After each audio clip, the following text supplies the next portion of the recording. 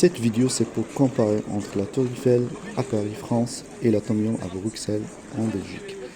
Cette comparaison n'a rien à voir avec l'historique de chaque monument ou le nombre de visiteurs annuels et se base uniquement sur le feeling, comment j'ai senti à l'intérieur et lequel j'ai beaucoup apprécié.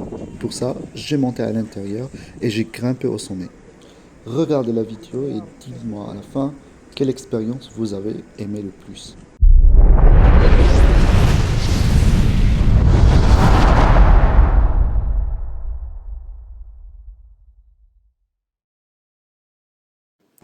À Paris, la Tour Eiffel, il y a une longue file d'attente pour le check-in.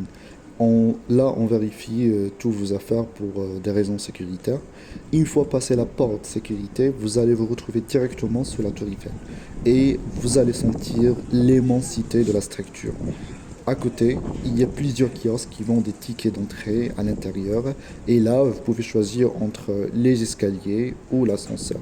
J'ai testé les deux, mais ce que j'ai aimé plus, c'est les escaliers. En fait, la montée avec l'ascenseur est rapide jusqu'au premier ou deuxième étage. Et je n'ai pas trouvé que c'est amusant. Par contre, dans les escaliers, puisque la structure est ouverte vers l'extérieur, vous pouvez sentir la hauteur en regardant vers l'extérieur et rapidement les bâtiments commencent à devenir minuscules et la structure qui bouge aussi avec le vent laisse couler beaucoup d'adrénaline dans le sang et ça devient plus effrayante et plus amusante. Prendre les escaliers jusqu'au premier étage ou deuxième étage, c'est fatigant, c'est vrai. Si vous fatiguez rapidement ou si votre objectif est uniquement d'admirer Paris à partir des étages de la Tour Eiffel, je vous conseille de prendre l'ascenseur, c'est plus rapide. En tout cas, depuis le premier étage, vous pouvez déjà regarder la structure de la ville et identifier quelques endroits de Paris. Je suis arrivé à la Tour Eiffel la nuit, donc j'ai beaucoup apprécié les lumières de Paris, mais c'est vrai, il fait un peu sombre. Le matin ou l'après-midi, peut-être c'est mieux pour admirer Paris. Dites-moi en commentaire ce que vous pensez.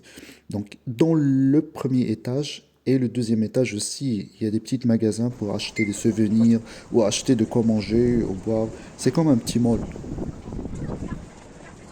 En plus, le premier étage est vaste, donc même s'il y a beaucoup de monde, vous allez trouver un endroit libre pour regarder vers l'extérieur.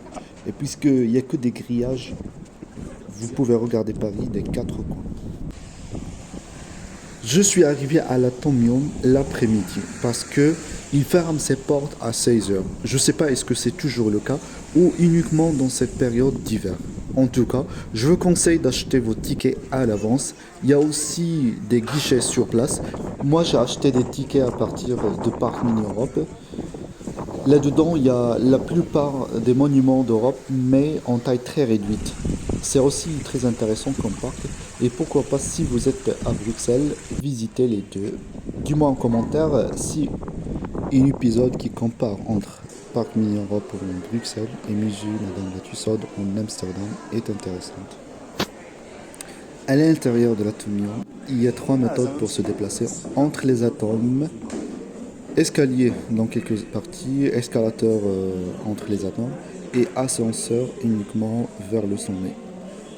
À partir des atomes, vous pouvez admirer l'extérieur, mais j'aurais bien aimé si c'était possible de voir toute Bruxelles de là.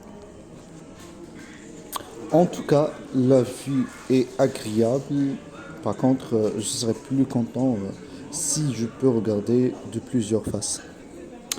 Il y a une très belle ambiance dans les escalators et dans quelques atomes, des jeux de lumière, de la musique. Je vous laisse admirer ça, par exemple.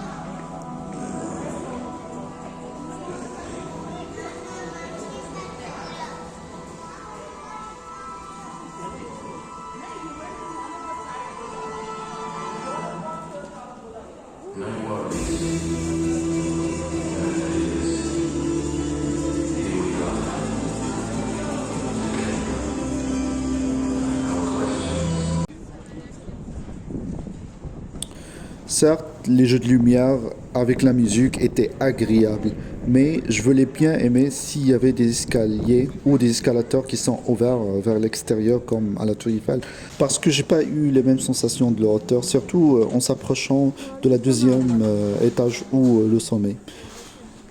Donc, du deuxième étage vers le sommet, il faut prendre l'ascenseur. Et là aussi, l'extérieur est bien visible.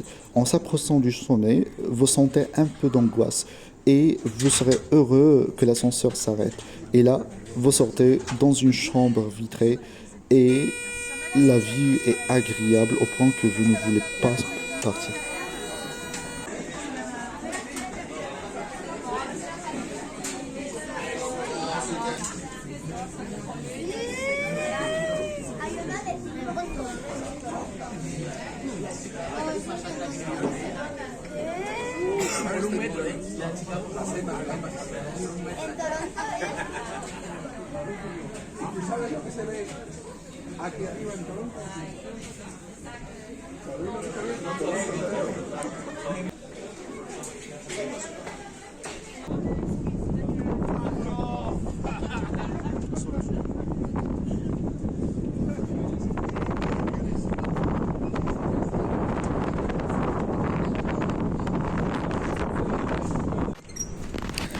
À l'Atomium à Bruxelles, la montée est aussi uniquement avec ascenseur, mais vous n'avez pas une vue à l'extérieur.